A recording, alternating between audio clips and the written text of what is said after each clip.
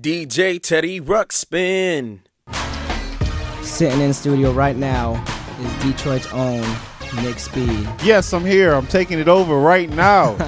Founding member of 925 Colony, working with Elite, Majestic Legend. That's right, that's right. Has worked extensively with Elzai. Absolutely. And he's been producing some big beats for a lot of big acts. Oh, yes. 50 Beats. Who else? You got Lloyd Banks, Danny Brown. Yeah. Everyone. So welcome to the show. Thank you. Thank you. Yes, it's my pleasure to be here. Appreciate it. Yo, we were talking a little bit earlier off air about your history coming up in music. Tell us about how you guys started radio, because I know you got a little history there. Yeah. You know, pretty much how it goes is I was born in California. You know, my dad is the creator of Video Soul, the first video show on BET. So we ended up moving to Washington, D.C. when I was very young. My mother took me to go get a haircut one time. The barber said, hey, this guy talks really good for his age. You should take him for a tryout for this kid radio show. So, you know, I nailed the audition, and then next thing you know, yeah, of course, naturally, you know, I had to naturally nail it. So then after that, you know, I was the youngest on-air radio host. I interviewed the president. I was on TV. I was getting flown out of town. Like, I was literally a child star. Like, I was president? Which limousines president? And everything since 4. Like, which president? Well, you know, I don't want to tell, like, you know, date yourself? Like, I mean, I said I was 4, so, you know, I mean, I was born in the 80s, so, okay. You know, so it could have been any president. Was this president also born in California? Maybe. Who knows? I mean, you know, it could be Reaganomics. You know what I'm saying? So you know, but yeah, pretty much. You know, I got pictures with President Reagan from the Washington Post and all of that. You know what I'm saying? Like I said, I shouldn't even been anywhere around this president, but that was my first article that I ever got, was in the Washington Post, and the actual headline is "President upstaged by 4-year-old." Oh, yeah, a child superstar. Big time. I literally upstaged the president, and because he was giving his speech, and they foolishly placed me right next to the podium. So of course, it was my first time even wearing a tie. I was only 4, so I had a clip-on tie. Styling on them. It was uncomfortable as I don't know what. So next thing you know, I'm like fooling with the tie, and then he's giving his speech, and then I'm just mocking him, and then the whole Rose Guard or whatever is going crazy, like laughing at me, and next thing you know, I became the star. So I already had my radio show, so I was already feeling it. So true star. My swagger was on a million. Right. Cool, man. That's not a bad start. I mean, yeah. So that's the radio history right there. They showed me how to splice tapes and how to just work the board and everything. I was on magazine covers, all that stuff. So then I came to Detroit, started working with the karaoke machine, taught myself how to do a couple things, and the next thing you know, I started making music. All right, so how did you link up with G-Unit's Shamani XL? Well, how that happened was pretty much I took a trip out to New York in about 2004. I was trying to hook up with Kanye West manager at the time, John Monopoly. It didn't really go down, like I didn't really get a chance to even meet him because he was still in Chicago when I was in New York. So I was like, oh, man, I'm out here, I'm supposed to leave on Monday. I'm not going to meet him. So I ended up having a lawyer. She told me to go to Atlantic. I met another guy who broke her beats or whatever, and he ended up passing my CD on to 50, He told me they was feeling it. I didn't really believe him because I thought that was like, yeah, right, how is 50, the biggest rap star right now, going to rap on one of my tracks?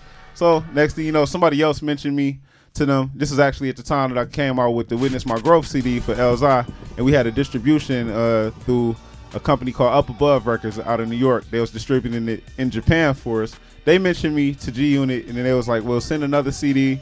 I sent another CD. Lloyd Banks immediately got on one of my tracks. That turned into Stranger on Rotten Apple. And then from there, 50 Cent started getting on my tracks, and, they was like, who are you signed to? And I was like, well, I'm not signed to anybody. And I was like, send the paperwork. And they sent it, and I kissed it, and then I signed it. and all of this before the age of 8. Child superstar. Oh, yeah, absolutely. Sure, before the age of 5. What do you mean? Right. I came out the womb with her. So while we're talking about G-Unit, they're known for like reaching out to like Jake One and like all these other people. Yeah. How does it feel to be in like the same company as them? Oh, I mean, it feels great. Like I think like a few years ago, like the producer manager started getting kind of big, and Sha Money was one of the first producer managers to really be big, and I was one of his first producers that he had signed. So it's like I might have been like the second or third, I think maybe the third producer that they assigned, you know, like right before Jake and all of them. So, you know, and fortunately I caught like the tail end of people actually having real record sales. So, you know, I was fortunate enough to, you know, go platinum, you know what I'm saying, in my career. So, you know, a lot of people might not be able to experience that, you know what I'm saying? So it's a great thing. Let you talk. This is Vaughn T from AML. It's my family right here. It's my brother. Yeah. No, the funny thing is, like you mentioned, like Jake Ones and stuff like that. If you wouldn't notice, really probably notice, but like there's a small community of dope producers that recognize gang when they see it, and when you see them, it's like, yo, I salute you and I salute you. Right. You know, so it's like a very small community. Everybody, even if it could be across the country, everybody knows each other. They got their ear to the streets, and when you see them, it's like, yo, I commend what you doing. So it's like, it's a community. Yeah, well, again, it's almost like a fraternity type thing, or like, you know, it's like Jedi's that meet each other. You like, oh, you know the secret, I know the secret. Okay, yes, like, you know, it's kind of like that, man. And like you said, you know, Jake and them is from Seattle. You know what I'm saying? But they've actually produced even more G-Unit music than me. You know, like Jake has produced so much, so. And people wouldn't even know that sound is coming from Seattle, or they wouldn't even know it's coming from here. You know, so. A lot of people just affiliated with New York or wherever the artist is from. So that's why we, you know, coming out doing our own thing these days. Well, again and again, like I mentioned earlier, the more that I do the show, the more I realize how interconnected really all the artists are. Yeah. Detroit's community is it's a family. Banging, so family, that's for great sure, to see. Man. New Motown. You want to talk a little bit about What If? Oh, yeah, What If, man. Wow. This song right here, this is my reference point right here. You know what I'm saying? This is like the first thing I really did on a big scale, my first major label production, and dang near the first thing I ever did, you know what I'm saying, in the game. I did Witness My Growth with Elzai before this, and I did a song with Proof that same year. But other than that, this is the first thing I ever did in the game. 50 Cent got on it. I remember they played it for me over the phone. I was at work ringing up some candy, and next thing you know, I heard my life change right there, like over the phone. I quit. Yeah. It was pretty much like I quit. You know, but I should have never quit though. You know what I'm saying? You know, money getting tight these days. Right. So recession is real. We getting money though. You know what I'm saying? Don't let the recession fool you. If you got an able mind and able body, you should be getting money.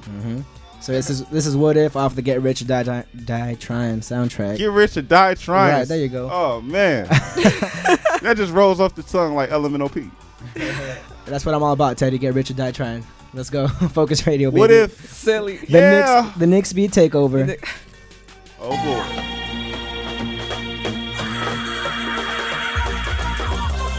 Yeah, I'm fucking with this.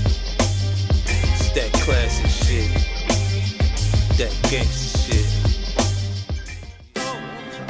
All right. All right, so that was What If from the Get Rich or Die Trying soundtrack. Yeah. Crazy beat, real smooth. We also wanted to ask, like, what is it like when you're in the studio or not in the studio with these artists? Like, how does it feel if it's like sending out a beat tape versus actually being in the studio? How often do you get in, or is it more just like emailing tracks? Well, you know, for instance, that was, first of all, that wasn't even an email track. Like, I literally mailed that. I didn't even have a computer at that time. Like, I totally got a chance to step my game up from that song. Like, I had no equipment. This is the story behind What If, okay? The equipment that I had was a boom box with an auxiliary. I had a CD burner, an old dusty turntable, and a busted mixer, and I made that, you know, right there. And Vaughn, he'll let you know because he's seen it. I'll vouch for it. KT got a picture of your studio. Oh yeah, like the old setup that was made on that setup. So I didn't have a computer or anything, and that record enabled me to have the equipment that I have today because I didn't have anything. That's right, Teddy. Get off your Serato, man. So you know, yeah. So, you know, anyways, basically, I'm just saying that to say, you know, I mailed that in. You know, he cut the record. I didn't care what it sounded like when I heard 50 Cent got on it, really. Like, but you know, at the same time, once I heard that it was an actual good song, I was like, wow. You know, I was like, you know, I was amazed. And then, you know, I actually do like working with artists, like personally though, because I feel like, you know, I get to show them what I could do as a producer versus just being a beat maker in a lot of situations. Like, you know, just sending in a track, I feel like a beat maker. But, you know, like actually sitting down with the artist and doing something like Hot Soup, that was me just showing that I could be a producer. Right. You know.